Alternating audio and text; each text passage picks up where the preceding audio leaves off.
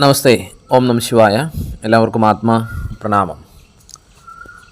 ശിവരാത്രിയാണ് നാളെ 2026 ഫെബ്രുവരി 15 ഞായറാഴ്ച. ഹിമാലയൻ സിദ്ധാശ്രമ കേന്ദ്രത്തിൻ്റെ ഉൾപ്പെടെ ധാരാളം ഉപാസകർ ചോദിക്കുന്ന ഒരു സംശയമാണ്, എങ്ങനെയാണ് നമുക്ക് ശിവരാത്രിയെ ആചരിക്കേണ്ടത്, എങ്ങനെയാണ് ശിവരാത്രി വ്രതം എടുക്കേണ്ടത്, ഒരു ഉപാസകരെന്ന രീതിയിൽ ശിവരാത്രിയിൽ എന്തൊക്കെ കാര്യങ്ങൾ ചെയ്യണം, നമുക്ക് അവ ഓരോന്നും എന്താണെന്ന് മനസ്സിലാക്കാം. സാധകന്മാരെ സംബന്ധിച്ച് മാത്രമല്ല, അതായത് നമ്മളൊരു പരമ്പരയ്ക്ക് കീഴിൽ യഥാവിധി മന്ത്രോപദേശം സ്വീകരിച്ച് ഉപാസന ചെയ്യുന്ന സാധകന്മാരെ സംബന്ധിച്ചിട്ട് മാത്രമല്ല, ഏതൊരാളും ഏതൊരു സനാതനധർമ്മ വിശ്വാസിയും ആചരിക്കേണ്ട സുപ്രധാനമായൊരു ദിനമാണ് ശിവരാത്രി എന്ന് പറയുന്നത്. ശിവരാത്രി വ്രതത്തിൻ്റെ ഏറ്റവും വലിയ പ്രത്യേകത എന്ന് പറഞ്ഞാൽ 100 ജന്മങ്ങളിലെ പാപങ്ങളെ എരിക്കാനുള്ള കഴിവ് ശിവരാത്രി വ്രതത്തിലെ മന്ത്രജപത്തിനുണ്ട് എന്നുള്ളതാണ്. അപ്പോൾ എന്താണ് ശിവരാത്രി എന്ന് ചോദിച്ചു കഴിഞ്ഞാൽ, നമ്മൾ ആ ഒരു വാക്കിനെ പറ്റി ചിന്തിച്ചു കഴിഞ്ഞാൽ ശിവൻ്റെ രാത്രിയാണ് ശിവരാത്രി എന്ന് പറയും. ആരാണ് ശിവൻ? ശിവനെപ്പറ്റി നമ്മളുടെ വേദങ്ങളിലും ഉപനിഷത്തുക്കളിലും നമ്മളുടെ ഗുരുപരമ്പരാ സമ്പ്രദായത്തിലും പറയുന്നത്, ശിവൻ പരമേശ്വരൻ എന്ന് പറഞ്ഞാൽ എല്ലാ ദേവതകളുടെയും ഈശ്വരൻ ആയിട്ടാണ് പരമേശ്വരനെ നമ്മൾ പറയുക. പരമേശ്വര സങ്കല്പം വളരെ അനാദിയാണ് എന്ന് പറയാം. ഏകനായ, അദ്വിതീയനായ, കാരുണ്യശാലിയായ, ദയാലുവായ, ഭക്തൻ ഒരു ചുവട് വയ്ക്കുമ്പോൾ അവനിലേക്ക് 100 ചുവടുകൾ വയ്ക്കുന്ന, ഭക്തൻ ഒരു വിളി വിളിക്കുമ്പോൾ 100 തവണ വിളി കേൾക്കുന്ന കാരുണ്യത്തിൻ്റെ മഹാസാഗരമാണ് പരമേശ്വരൻ എന്ന് പറയും. യോഗശാസ്ത്രപ്രകാരം നമ്മളുടെ എല്ലാം ഉള്ളിൽ ശിവനുണ്ട്. ശിവനെ നോക്കി നമ്മൾ പുറത്തേക്ക് പോകണ്ട, ശിവൻ അന്തർയാമിയാണെന്ന് പറയും. ഇപ്പോൾ കുണ്ഡലിനി യോഗശാസ്ത്രപ്രകാരം നമ്മുടെ ഉള്ളിൽ 6 ചക്രങ്ങളുണ്ട്, 6 എനർജി സെൻറ്ററുകളുണ്ടെന്നാണ് പറയുക. മൂലാധാര, സ്വാധിഷ്ഠാന, മണിപൂരക, അനാഹത, വിശുദ്ധി, ആജ്ഞ എന്ന് പറയുന്ന 6 ചക്രങ്ങൾ, ഷഠാധാരങ്ങൾ എന്നതിനെ പറയും. അതിനുശേഷം 7ാമതൊരു ചക്രമുണ്ട്, സഹസ്രാര പത്മം എന്നാണ് പറയുക. വളരെ പ്രശസ്തമായിരിക്കുന്ന ഒരു നാമകീർത്തനമുണ്ട്. നമ്മളുടെ പഴയ കാലങ്ങളിൽ തറവാടുകളിലൊക്കെ മുത്തശ്ശിമാർ സന്ധ്യയ്ക്ക് വിളക്ക് വെച്ച് ജപിച്ചിരുന്ന, ഇന്നും ചില വീടുകളിലൊക്കെ വളരെ റയറായിട്ട് നമുക്കത് കാണാം, ശിവകീർത്തനമുണ്ട്. നരനായി ഇങ്ങനെ ജനിച്ചു ഭൂമിയിൽ നരകവാരിധി നടുവിൽ ഞാൻ, നരകത്തിൽ നിന്നു കരകയറ്റിയിടേണം തിരുവൈക്കം വാഴും ശിവശംഭോ. അന്നദാന പ്രഭുവായ ശിവനെ, മഹാദേവനെ, വയ്ക്കത്തപ്പനെ സ്തുതിച്ചുകൊണ്ടിട്ടുള്ളൊരു നാമകീർത്തനമാണ്. അതിൻ്റെ അവസാന 4 വരികളിൽ പറയുന്നത്, എളുപ്പമായുള്ള വഴിയെ കാണുമ്പോൾ ഇടയ്ക്കിടെ 6 പടിയുണ്ട്, പടിയാറും കടന്നവിടെ ചെല്ലുമ്പോൾ ശിവനെ കാണാകും ശിവശംഭോ. ഈ പടി 6 പടി കടന്ന് ചെന്നാലാണ് ശിവനെ കാണാൻ പറ്റുക എന്ന് ആ നാമകീർത്തനത്തിൽ പറയുന്നു. ഇത് കുണ്ഡലിനി യോഗ രഹസ്യമാണ്. മൂലാധാര മുതൽ ആജ്ഞ വരെയുള്ള 6 എനർജി സെൻറ്ററുകൾ, പ്രാണൻ തുടിക്കുന്ന, പ്രാണൻ സ്പന്ദിക്കുന്ന, പ്രാണൻ കേന്ദ്രീകരിക്കുന്ന, നമ്മളുടെ ജീവിതത്തിൻ്റെ ഉയർച്ചയ്ക്ക്, വളർച്ചയ്ക്ക്, പരിണാമത്തിന്, വികാസത്തിന് സഹായിക്കുന്ന 6 ചക്രാസ് നമ്മുടെ ഉള്ളിലുണ്ടെന്ന് പറയുന്നു. ഇതിനെ ഷഡാധാരങ്ങളെന്ന് പറഞ്ഞു. ഈ 6 പടിയും കടന്നു ചെന്നാൽ മാത്രമാണ് ശിവനെ നമുക്ക് കാണാൻ കഴിയുക. സഹസ്രാര പത്മത്തിൻ്റെ ദേവനാണ് പരമേശ്വരൻ എന്ന് പറയും. അപ്പോൾ ശിവൻ പുറത്തല്ലല്ലോ, ശിവൻ ആത്യന്തികമായി നമ്മുടെ ഉള്ളിലാണ് ഉള്ളത്. ശിവാഗമങ്ങൾ അല്ലെങ്കിൽ ശൈവാഗമ സിദ്ധാന്തങ്ങൾ പഠിക്കുമ്പോൾ നമ്മളുടെ ഓരോ ശ്വാസത്തിലും ശിവൻ നിറഞ്ഞു നിൽക്കുന്നു എന്നാണ് പറയുക. നമ്മൾ ശിവം എന്ന് പറയും, അല്ലെ? ആ ശിവത്തിൻ്റെ ആ ഒരു വള്ളി, ശി എന്നുള്ളതിൻ്റെ വള്ളി പോയി കഴിഞ്ഞാൽ നമ്മൾ എന്തായി മാറും? ശവമായി മാറും. നമ്മുടെ ഉള്ളിൽ ശിവനാകുന്ന പ്രാണൻ സദാ സ്പന്ദിക്കുന്നത് കൊണ്ടാണ് നമ്മുടെ ഉള്ളിൽ ജീവൻ നിലനിൽക്കുന്നത് എന്ന് ഗുരുക്കന്മാർ പറയുന്നു. നമ്മുടെ ഉള്ളിലെ പ്രാണചൈതന്യമാണ് ശിവൻ. നമ്മുടെ ഓരോ ശ്വാസത്തിലും മഹാദേവൻ നിറഞ്ഞു നിൽക്കുന്നു. മഹാദേവൻ കേവലം മുകളിലിരുന്ന് ആജ്ഞകൾ പുറപ്പെടുവിക്കുന്ന സെമിറ്റിക് സങ്കല്പങ്ങളിലുള്ള ഒരു ദൈവസങ്കല്പമല്ല. അതിനൊക്കെ അപ്പുറമായി സദാശിവനാണ്. സദാ നമുക്കൊപ്പം, സദാ ഭക്തനൊപ്പം നിൽക്കുന്ന മഹാശക്തിയാണ് ശിവൻ. നമ്മുടെ ഓരോ ശ്വാസത്തിലും, നമ്മളുടെ ഓരോ പ്രാണനിലും മഹാദേവൻ നിറഞ്ഞു നിൽക്കുന്നുവെന്നാണ് പറയുക. അത്രയധികം കാരുണ്യശാലിയാണ്, അത്രയധികം ദയാലുവാണ്, അത്രയധികം ശക്തനാണ് മഹാദേവൻ എന്ന് പറയും. അനേക ജന്മങ്ങളിലെ പാപങ്ങളെ എരിച്ചു കളയാൻ സാധിക്കുന്ന മഹാമന്ത്രമാണ്. പരമശിവൻ്റെ മൊബൈൽ നമ്പറാണെന്ന് പറയുന്നൊരു മഹാമന്ത്രമുണ്ട്. 7 കോടി മഹാമന്ത്രങ്ങളിൽ ശ്രേഷ്ഠമായ മന്ത്രം. 7 കോടി മഹാമന്ത്രങ്ങളുണ്ട്. അതിലേറ്റവും പവർഫുള്ളായ മന്ത്രമായിട്ട് ഋഷികൾ പറയുന്നത് പഞ്ചാക്ഷരി മന്ത്രമാണ്. മഹാദേവൻ്റെ മൊബൈൽ നമ്പർ എന്ന് പറയാം. ഒരിക്കലും എൻഗേജ്ഡ് ആവാത്ത, ഒരിക്കലും സ്വിച്ച്ഡ് ഓഫ് ആവാത്ത, എപ്പോൾ വിളിച്ചാലും നമുക്ക് ലഭിക്കുന്ന മൊബൈൽ നമ്പറാണ് ഓം നമ ശിവായ പഞ്ചാക്ഷരി മന്ത്രം. അത് പരമേശ്വരൻ്റെ തന്നെ മന്ത്രമാണ്. അപ്പോൾ ശിവരാത്രിയിൽ ഏറ്റവും പ്രാധാന്യത്തോടെ നമ്മൾ ജീവിക്കേണ്ടതും ചെയ്യേണ്ടതും ശിവ ഉപാസനയാണ്. ഓം നമ ശിവായ എന്ന മന്ത്രത്തിൻ്റെ ജപമാണ് എന്ന് നമ്മൾ മനസ്സിലാക്കുക. അപ്പോൾ ശിവൻ്റെ രാത്രിയാണ് ശിവരാത്രി എന്ന് നമ്മൾ പറഞ്ഞു. നമ്മളുടെ പുരാണ കഥകളിലൊക്കെ വ്യത്യസ്തമായിരിക്കുന്ന പരാമർശങ്ങൾ, വ്യത്യസ്തമായിരിക്കുന്ന കഥകൾ ശരിക്കും ശിവരാത്രിയെ പറ്റിയിട്ടുണ്ട്. അതിൽ ഒരു കഥ പറയുന്നത് പാലാഴി മഥനത്തെ പറ്റിയിട്ടാണ്. അതായത് പാലാഴി മഥന സമയത്ത് കാളകൂട വിഷം ഉണ്ടായല്ലോ. ദേവന്മാരും അസുരന്മാരും അമൃതിന് വേണ്ടി പാലാഴി കടഞ്ഞ സമയത്ത് അതിൽ നിന്നും അതിഭയങ്കരമായ കാളകൂട വിഷം പുറത്തു വന്നു. ലോകത്തെ മുഴുവൻ നശിപ്പിക്കാൻ ശക്തിയുള്ള ആ വിഷത്തിൽ നിന്ന് ഈ പ്രപഞ്ചത്തെ രക്ഷിക്കാൻ ശിവൻ അത് പാനം ചെയ്തു എന്നുള്ളതാണ് കഥ. അപ്പോൾ ഭഗവാൻ ഈ വിഷം പാനം ചെയ്യുന്നത് കണ്ടിട്ട് അദ്ദേഹത്തിൻ്റെ വയറ്റിലെത്താതിരിക്കാൻ വേണ്ടി പാർവതീദേവി ഭാര്യ അദ്ദേഹത്തിൻ്റെ തൊണ്ടയിൽ മുറുകെ പിടിച്ചു. അങ്ങനെ വിഷം തൊണ്ടയിൽ തങ്ങി നിൽക്കുകയും ശിവൻ അദ്ദേഹത്തിൻ്റെ തൊണ്ട, ആ കഴുത്ത്, കണ്ഠം നീല നിറമാവുകയും ചെയ്തു. അങ്ങനെയാണ് അദ്ദേഹത്തിന് നീലകണ്ഠൻ എന്ന പേര് വന്നത്. ഒരു പുരാണ കഥയാണ്. അങ്ങനെ ശിവന് വേണ്ടി, ഇത്രയും മഹത്തായ ഇത് ചെയ്ത ശിവന് വേണ്ടി ദേവന്മാർ ആ രാത്രി ഉറക്കം ഒഴിച്ചിരുന്നു കൊണ്ട് ഭഗവാന് വേണ്ടി പ്രാർത്ഥിച്ചു എന്നാണ് പറയുക. ഈ സ്മരണയായിട്ട് ശിവരാത്രിയെ പറ്റി പറയാറുണ്ട്. ഒരുപക്ഷെ പുരാണ കഥകളിൽ ചിലതിലൊക്കെ പ്രക്ഷുബ്ധങ്ങളും ചില കാര്യങ്ങളും ഉണ്ടാവാം, അത് വിഷയമല്ല. എന്തായാലും മഹാദേവൻ്റെ മഹാശക്തി നിറഞ്ഞു നിൽക്കുന്ന ഒരു രാത്രിയായിട്ട് ശിവരാത്രിയെ പറയാറുണ്ട്. മറ്റൊരു കഥയിൽ പറയുന്നത് ബ്രഹ്മാവും വിഷ്ണുവും തമ്മിൽ ഒരിക്കലും തർക്കം ഉണ്ടായി. തങ്ങളിൽ ആരാണ് ഏറ്റവും ശ്രേഷ്ഠനായിരിക്കുന്നയാൾ. ആ സമയത്ത് മഹാദേവൻ അവരുടെ നടുവിൽ ഒരു അഗ്നിസ്തംഭമായിട്ട്, അഗ്നിലിംഗമായിട്ട് പ്രത്യക്ഷപ്പെട്ടു. അപ്പോൾ അതിൻ്റെ തുടക്കവും ഒടുക്കവും കണ്ടുപിടിക്കാൻ സാധിക്കുന്നവർക്ക് അവരായിരിക്കും ശ്രേഷ്ഠൻ എന്ന രീതിയിൽ ഭഗവാൻ പറഞ്ഞു. അപ്പോൾ ആ സമയത്ത് വിഷ്ണു വരാഹത്തിൻ്റെ രൂപമെടുത്ത് താഴോട്ടും, ബ്രഹ്മാവ് ഒരു അരയന്നത്തിൻ്റെ രൂപമെടുത്തുകൊണ്ട്, ഹംസത്തിൻ്റെ രൂപമെടുത്തുകൊണ്ട് മുകളിലേക്കും പോയി. എന്നാൽ രണ്ടു പേർക്കും ആ ജ്യോതിർലിംഗത്തിൻ്റെ, അഗ്നിലിംഗത്തിൻ്റെ അറ്റം കണ്ടെത്താനായില്ല. നാരായണ ഗുരു ഇതിനെപ്പറ്റി അടിക്ക് പന്നി പോയി നിൻമുടിക്കൊരന്നവും പറന്നടുത്ത് കണ്ടതൊന്നുമില്ല അഗ്നിശൈലം എന്ന രീതിയിൽ അദ്ദേഹം അതിനെപ്പറ്റി പാടിയിട്ടുണ്ട്. അപ്പോൾ ശിവൻ്റെ അനന്തമായ ശക്തിയെ അവർ തിരിച്ചറിഞ്ഞ ദിവസമാണ് ശിവരാത്രിയായി ആഘോഷിക്കുന്നതെന്ന് മറ്റൊരു പുരാണ സങ്കല്പമുണ്ട്. മറ്റൊരു ഐതിഹ്യപ്രകാരം ശിവനും പാർവതിയും വിവാഹിതരായ ദിനമാണ് മഹാശിവരാത്രി എന്ന് പറയുന്നു. പ്രകൃതിയും പുരുഷനും ഒന്നായ ദിവസം, പ്രപഞ്ചത്തിൻ്റെ പുനർജന്മമായിട്ട് ഈ ഒരു ദിവസത്തെ കാണാറുണ്ട്. അങ്ങനെ വിവിധ തരത്തിലുള്ള പുരാണകഥകൾ, ഐതിഹ്യ കഥകളുണ്ട്. എങ്കിലും യോഗ തന്ത്ര ഉപാസകരെ സംബന്ധിച്ചിടത്തോളം, ഗുരുപരമ്പരകളെ സംബന്ധിച്ചിടത്തോളം ഈ ഭൂമിയുടെ ഈ ഒരു ഭൗമാന്തരീക്ഷത്തിൽ പരമേശ്വരൻ്റെ ശക്തി നിറഞ്ഞു നിൽക്കുന്ന ദിവസമാണ് ശിവരാത്രി എന്ന് പറയും. ശിവരാത്രി ശിവഭക്തന്മാരെ സംബന്ധിച്ചിടത്തോളം ഏറ്റവും പ്രധാനമുള്ള കാര്യമാണ്. അതിൽ ഒന്നാമതായിട്ട് ചെയ്യേണ്ടത് മന്ത്രജപമാണ്. അതായത് മന്ത്ര ഉപാസന ചെയ്യണം എന്ന് പറയണം. ഉപാസനയിൽ ഏത് മന്ത്രം ജപിക്കണം? ഓം നമഃ ശിവായ എന്ന മന്ത്രം സദാ നമ്മൾ ജപിക്കുക. നിങ്ങൾ ഇപ്പോൾ സിദ്ധാശ്രമ പരമ്പരയിൽ ഒരുപാട് സാധകർ ശിവരാത്രിയിൽ വ്രതം എടുത്തുകൊണ്ട് തന്നെ അവർ പഞ്ചാക്ഷരി മന്ത്രം ജപിക്കാറുണ്ട്. അത് മാലയിൽ മന്ത്രം ജപിക്കുന്ന രീതിയുണ്ട്. നമുക്ക് മാലയിൽ മന്ത്രജപം അറിയില്ലെങ്കിൽ വീട്ടിലാണെങ്കിൽ രാവിലെ പ്രഭാതത്തിൽ തന്നെ എഴുന്നേറ്റ്, ശരിക്കും ശിവരാത്രി വ്രതം ഇന്നിപ്പോൾ ശനിയാഴ്ചയാണല്ലോ, ശനിയാഴ്ച വൈകിട്ടോടുകൂടി തന്നെ, സൂര്യാസ്തമയത്തോടു കൂടി തന്നെ നമുക്ക് വ്രതം സ്വീകരിക്കാം. വ്രതം സ്വീകരിക്കുക എന്ന് പറഞ്ഞാൽ നമ്മൾ വെജിറ്റേറിയൻ ഫുഡ് കഴിക്കണം, ബ്രഹ്മചര്യ പാലനം ചെയ്യണം. ഏറ്റവും പ്രധാനമായിട്ട് ആഹാര രീതിയിൽ ലൈറ്റ് ഫുഡ് കഴിക്കുക. എന്തിനു വേണ്ടി ലൈറ്റ് ഫുഡ് കഴിക്കാൻ പറയുന്നത്? വയറൊരുപാട് നിറഞ്ഞിരുന്നാൽ ഉപാസനയ്ക്കൊക്കെ ഇരിക്കുമ്പോൾ ഉറക്കം വരും. അപ്പോൾ അതുകൊണ്ട് തന്നെ പഴങ്ങളോ അല്ലെങ്കിൽ പഴച്ചാറുകളോ ലിക്വിഡ് രൂപത്തിലുള്ള മറ്റ് ഭക്ഷണ പദാർത്ഥങ്ങളോ നമ്മൾ കഴിക്കുക. മറ്റസുഖങ്ങളൊക്കെ ഇല്ലാത്തവരാണെങ്കിൽ ഒരു നേരം ഭക്ഷണം, ഒരിക്കൽ എന്ന രീതിയിൽ ആകാം. എന്നാൽ നിങ്ങൾ ശക്തമായ പ്രാണായാമങ്ങളൊക്കെ ചെയ്യുന്നവരാണെങ്കിൽ, കപാലഭാതി, സക്രിയ, ഭസ്ത്രിക, ഇപ്പോൾ ശിവരാജയോഗം, ശിവകുണ്ഠലിനി യോഗം, സിദ്ധാശ്രമ പരമ്പരയിൽ ചെയ്യുന്നവരൊക്കെ ഫുള്ള് വ്രതം എടുത്തു കഴിഞ്ഞാൽ അവർക്ക് വിശക്കും. കാരണം ഇത്രയും അധികം പ്രാണായാമങ്ങൾ ചെയ്യുന്നവരാണ് അവർ.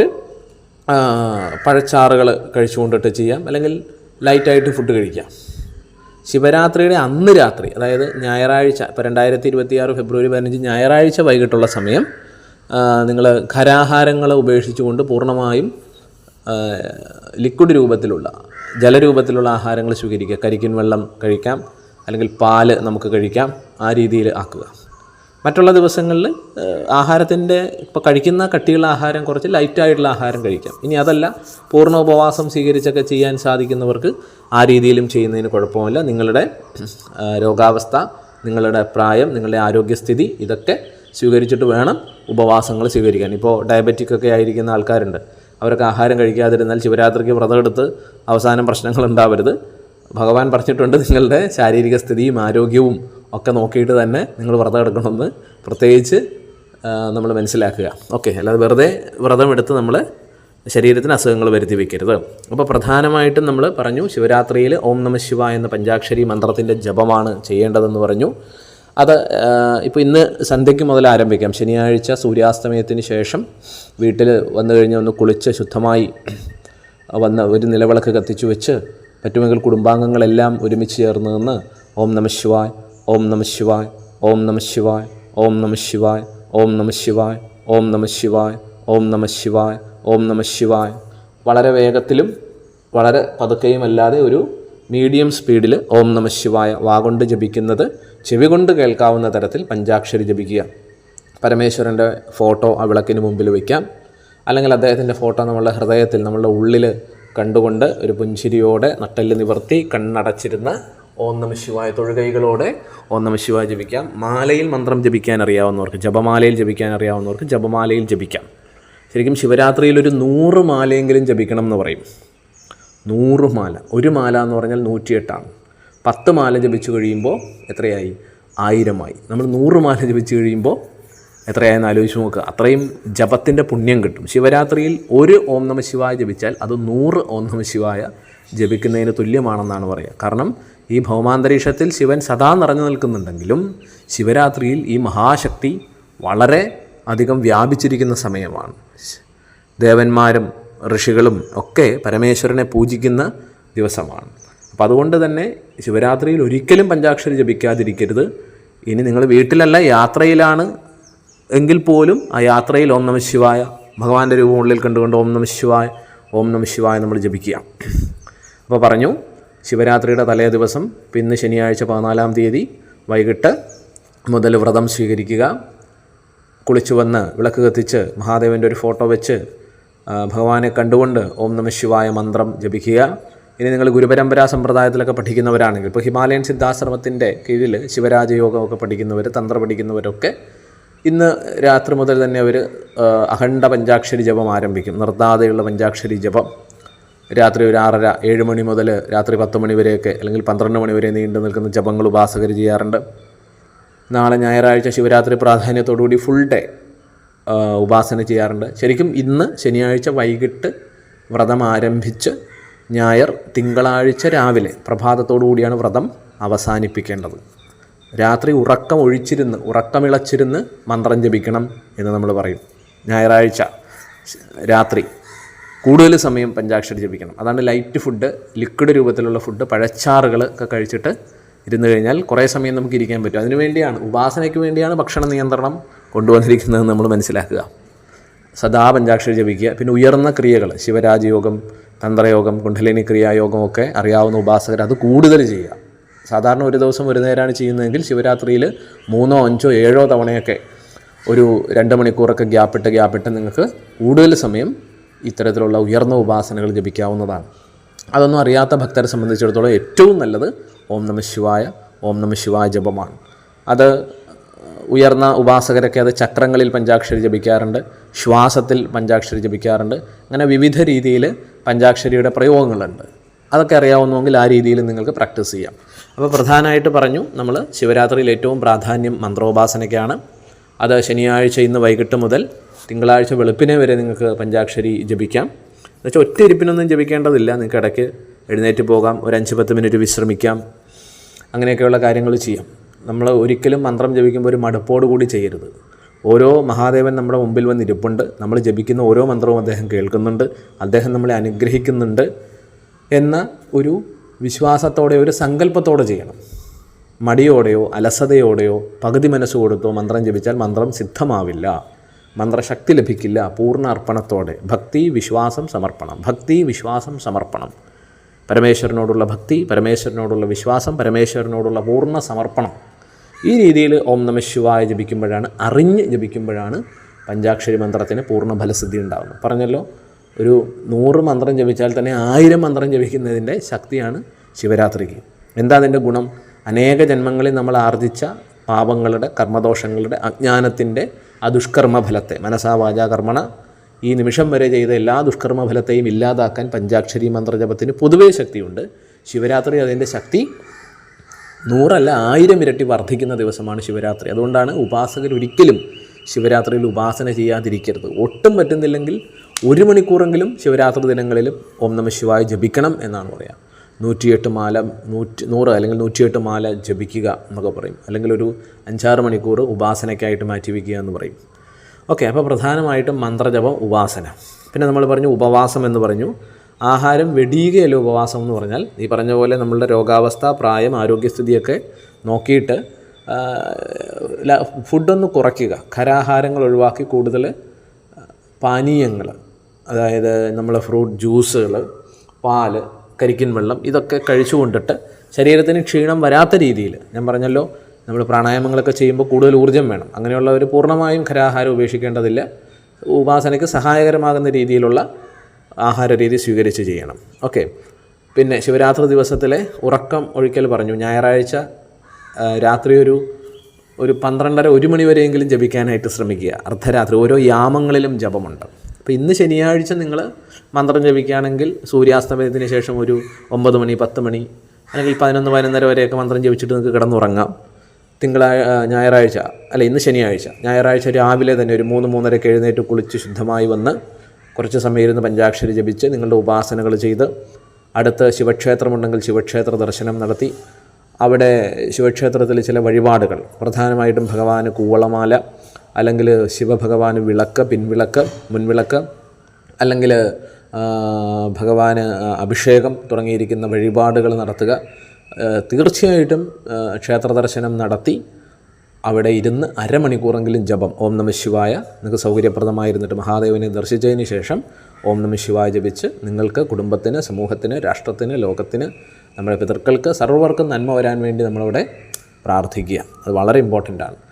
ഓക്കെ, അപ്പം തിങ്കളാഴ്ച രാവിലെ തന്നെ 3-3:30-4 മണിക്ക് തന്നെ എഴുന്നേറ്റ് കുളിച്ച് ശുദ്ധമായി വന്ന് വിളക്ക് വെച്ച് വീട്ടിൽ ജപം ചെയ്യുക. ശേഷം ഒരു ക്ഷേത്രത്തിൽ ശിവക്ഷേത്ര ദർശനം നടത്തുക. അവിടെ ഇരുന്ന് മന്ത്രങ്ങൾ ജപിക്കുക. തിരിച്ച് വീട്ടിൽ വന്ന് അല്ലെങ്കിൽ സൗകര്യപ്രദമായ സ്ഥലത്തിരുന്ന് കൂടുതൽ സമയം ഓം നമഃ ശിവായ, മറ്റ് ജോലികളൊക്കെ വിട്ടിട്ട് നമ്മൾ ഡേ ടു ഡേ ലൈഫിൽ ഒരുപാട് കാര്യങ്ങൾ ചെയ്യാറുണ്ട്. ശിവരാത്രിയിൽ മഹാദേവനായിട്ട് സമർപ്പിക്കുക. കൂടുതൽ സമയം പഞ്ചാക്ഷരിക്കായിട്ട് നമ്മൾ ഉപയോഗിക്കുക. ഓക്കെ, ഞായറാഴ്ച വൈകിട്ടും ശിവക്ഷേത്ര ദർശനം നടത്തുന്നത് വളരെ നല്ലതാണ്. അവിടെ ഇരുന്ന് ഇതേപോലെ മന്ത്രങ്ങൾ ജപിക്കുന്നത് നല്ലതാണ്. ശിവ സഹസ്രനാമം, ശിവ കീർത്തനങ്ങൾ, ശിവ സ്തോത്രങ്ങൾ, ഇതൊക്കെ വേദ സൂക്തങ്ങൾ, രുദ്രം, ശതരുദ്രിയം പോലെയുള്ള വേദസൂക്തങ്ങൾ അറിയാവുന്നവരത് നിങ്ങൾക്ക് എന്താണൊക്കെ അറിയാവുന്നത് ഭഗവാന് കൂടുതൽ മനസ്സിൽ ഉറപ്പിക്കുന്ന നാമങ്ങളും മന്ത്രങ്ങളും കീർത്തനങ്ങളും സഹസ്രനാമങ്ങളും ഒക്കെ ശിവഭജനമൊക്കെ കൂടുതൽ നടത്തുക. ആ ശിവൻ എന്ന മഹാശക്തിയുമായിട്ട് നമ്മൾ ട്യൂൺ ചെയ്യുക. അദ്ദേഹം നമ്മളിലേക്ക് വരും, ആ ശക്തി നമ്മളിലേക്ക് ഒഴുകിയെത്തുമെന്നാണ് ഋഷികൾ പറയുക. അപ്പോൾ ഇത് പ്രധാനമായിട്ടും മന്ത്രജപത്തെപ്പറ്റി പറഞ്ഞു, ആഹാര രീതി ഉപവാസത്തെപ്പറ്റി നമ്മൾ പറഞ്ഞു, പിന്നെ രാത്രി ഉറക്കമൊഴിച്ചിരുന്ന് ഓം നമഃ ശിവായ ജപിക്കേണ്ടതിനെപ്പറ്റി പറഞ്ഞു. ഞായറാഴ്ച നിങ്ങൾക്ക് മന്ത്രജപം തുടങ്ങി രാത്രി ഒരു 12 മണി 12:30 കഴിയുന്നവരെ തന്നെ നന്നായിട്ട് ജപിക്കുക. ഇനി ഉറക്കത്തിൻ്റെ പ്രശ്നമൊക്കെ ഉള്ളവരാണെങ്കിൽ ഒരു 12:15 12:30 ആകുമ്പോൾ കിടന്നുറങ്ങുക. ഓക്കെ, തിങ്കളാഴ്ച ശരിക്കും വ്രതം ആരംഭിക്കുന്നവർ ഇന്ന് ശനിയാഴ്ച വ്രതം ആരംഭിച്ച് തിങ്കളാഴ്ച രാവിലെ ഇതേപോലെ ജപം കുറച്ച് സമയം നടത്തി ക്ഷേത്ര ദർശനം നടത്തി. പ്രധാന ക്ഷേത്രങ്ങളിലൊക്കെ പിതൃബലിയുണ്ട് അല്ലേ, പിതൃപൂജയുണ്ട്, ശ്രാദ്ധകർമ്മങ്ങൾ നടത്താറുണ്ട് ശിവരാത്രിയോടനുബന്ധിച്ച്. അപ്പോൾ ആലുവ, മണപ്പുറത്തൊക്കെ വളരെ പ്രാധാന്യത്തോടെ ചെയ്യാറുണ്ട്. നമ്മുടെ അച്ഛൻ വഴിയും അമ്മ വഴിയും മരിച്ചു പോയിരിക്കുന്ന എല്ലാ വംശപിതൃക്കൾക്കും അവരുടെ ഊർദ്ധഗതിക്ക് സദ്ഗതിക്ക് വേണ്ടിയിട്ടാണ് നമ്മൾ ശിവരാത്രിയിൽ ബലിതർപ്പണങ്ങൾ ചെയ്യുക. അപ്പോൾ സമയമാർഗത്തിലുള്ള വീട്ടിൽ തന്നെ നമുക്കിരുന്ന് ചെയ്യാവുന്ന തർപ്പണക്രിയകളൊക്കെ നമ്മൾ ഹിമാലയൻ സിദ്ധാശ്രമം മുന്നേ പറഞ്ഞു തന്നിട്ടുണ്ട്. അപ്പോൾ അതിലും പ്രാധാന്യം എന്ന് പറഞ്ഞാൽ, ഇപ്പോൾ നിങ്ങൾക്ക് ഒരിടത്തും പോയി ആരോഗ്യസ്ഥിതി കൊണ്ട് തർപ്പണം ചെയ്യാൻ പറ്റുന്നില്ലെങ്കിൽ വീട്ടിലിരുന്ന് ഒരു 3 മാല 5 മാല 10 മാല 10 മിനിറ്റ് 15 മിനിറ്റ് അരമണിക്കൂർ ഓം നമഃ ശിവായ ജപിച്ചിട്ട് പറയുക, പിതൃമോക്ഷകാരകനായ മഹാദേവ, എൻ്റെ അച്ഛൻ വഴിയും അമ്മ വഴിയുമുള്ള എല്ലാ വംശപിതൃക്കൾക്കും ഊർദ്ധഗതി ഉണ്ടാകട്ടെ, സദ്ഗതി ഉണ്ടാകട്ടെ, അവർക്ക് ശിവലോകപ്രാപ്തി ഉണ്ടാകട്ടെ. ഈ രീതിയിൽ ആദ്യം പഞ്ചാക്ഷരി ജപിച്ചിട്ട് ഈ ഒരു പ്രാർത്ഥന നടത്തുന്നത് ഏറ്റവും നല്ലതാണ്. അതേപോലെ ശിവരാത്രി ദിനത്തിൽ ദാനങ്ങൾ ചെയ്യുക എന്ന് പറയും. നമുക്ക് നമ്മളുടെ വീടിന് ചുറ്റുമുള്ള പാവപ്പെട്ടവർക്ക്, നിർധനർക്ക്, രോഗികൾക്ക് അവർക്ക് നമ്മൾ അന്ന വസ്ത്രാദികൾ, അവരുടെ ചികിത്സയ്ക്ക് ആവശ്യമായിട്ടുള്ള ധനമൊക്കെ നമ്മൾ സമർപ്പിക്കുക. ഇപ്പോൾ ഹിമാലയൻ സിദ്ധാശ്രമ കേന്ദ്രം അതിൻ്റെ കീഴിലുള്ള മമധർമ്മ സേവാ വിഭാഗം അതെല്ലാ മാസവും പലതരത്തിലുള്ള ചാരിറ്റി സേവന പ്രവർത്തനങ്ങൾ ചെയ്യുന്നുണ്ട്. ശിവരാത്രിയോടനുബന്ധിച്ച് തന്നെ നമ്മളിപ്പോൾ ഈ ഇടയ്ക്ക് ഒരുപാട് സ്ഥലങ്ങളിൽ ക്യാൻസർ പോലെ ഗുരുതര രോഗങ്ങൾ ബാധിച്ചവർക്ക് നമ്മൾ ചികിത്സാ ധനസഹായം ശിവരാത്രിക്ക് മുമ്പ് തന്നെ നമ്മൾ സമർപ്പിച്ചിട്ടുണ്ട്. അപ്പോൾ നമ്മൾ വ്യക്തിപരമായി നിങ്ങളും നിങ്ങളുടെ വീടിനടുത്തുള്ള പാവപ്പെട്ടവരെ, നിർധനരെ, രോഗികളെയൊക്കെ സന്ദർശിച്ച് അവർക്ക് ഇത്തരത്തിലുള്ള സഹായങ്ങൾ ചെയ്യണം. അതുകൂടി വളരെ ഇമ്പോർട്ടൻ്റ് ആണ്. ശിവൻ കാരുണ്യശാലിയാണ്. സർവ്വതിലും ശിവനെ ദർശിക്കുന്ന ഒരു ഭാവം നമുക്ക് വേണം. സർവ്വഭൂതാന്തരാത്മാ ശിവ എന്ന് പറയും. സർവ്വഭൂതങ്ങളിലും, തൂണിലും തുരുമ്പിലും പൂവിലും പുഴുവിലും എന്നിലും നിന്നിലും സർവ്വതിലും പരമശിവൻ മഹാദേവൻ നിറഞ്ഞു നിൽക്കുന്നു. അപ്പോൾ ആ ശിവനെ പൂജിക്കുന്ന നമ്മൾ, കാരുണ്യശാലിയായ ശിവനെ പൂജിക്കുന്ന നമ്മൾ, നമുക്ക് ചുറ്റുമുള്ളവരുടെ കണ്ണീരൊപ്പാൻ അവരെ സഹായിക്കാൻ കൂടിയുള്ള ഒരു ദിനമായിട്ട് ശിവരാത്രിയെ നമ്മൾ കാണണം എന്നാണ് പറയുക. അപ്പോൾ ശിവരാത്രിയിൽ പ്രാധാന്യം പറഞ്ഞത് 1 മന്ത്രജപത്തിനാണ്, ഉപാസനയ്ക്കാണ്. 2 ഉപവാസം, ആഹാര രീതികൾ നമുക്ക് യോജിക്കുന്ന തരത്തിൽ ഉപവാസം എടുത്തുകൊണ്ട് ജപം ചെയ്യുക. പിന്നെ രാത്രി ഉറക്കമൊഴിച്ചിരുന്ന്, ഞായറാഴ്ച രാത്രിയൊക്കെ ഉറക്കമൊഴിച്ചിരുന്നുള്ള ജപം, ഉപാസനകൾ ചെയ്യുക. ബലിതർപ്പണം തുടങ്ങിയിരിക്കുന്ന കാര്യങ്ങൾ നമ്മൾ ചെയ്യുക പിതൃക്കൾക്ക് വേണ്ടി. അതുപോലെ ദാനം തുടങ്ങിയിരിക്കുന്ന കാര്യങ്ങൾ നമ്മൾ ചെയ്യുക. പിന്നെ ക്ഷേത്ര ദർശനത്തെ പറ്റി നമ്മൾ പറഞ്ഞു. ഇത്രയും കാര്യങ്ങളാണ് നമുക്ക് ലളിതമായിട്ട് ശിവരാത്രി ആചരിക്കാനായിട്ട് ചെയ്യേണ്ടത്. എല്ലാവർക്കും ശിവരാത്രി ദിനാശംസകൾ. കാരുണ്യത്തിൻ്റെ മഹാസാഗരമായ പരമേശ്വരൻ എല്ലാ അനുഗ്രഹവും നിങ്ങളുടെ ജീവിതത്തിൽ ചൊരിയട്ടെ. എല്ലാ നന്മകളും നിറയട്ടെ. നമസ്തേ. ഓം നമഃ ശിവായ.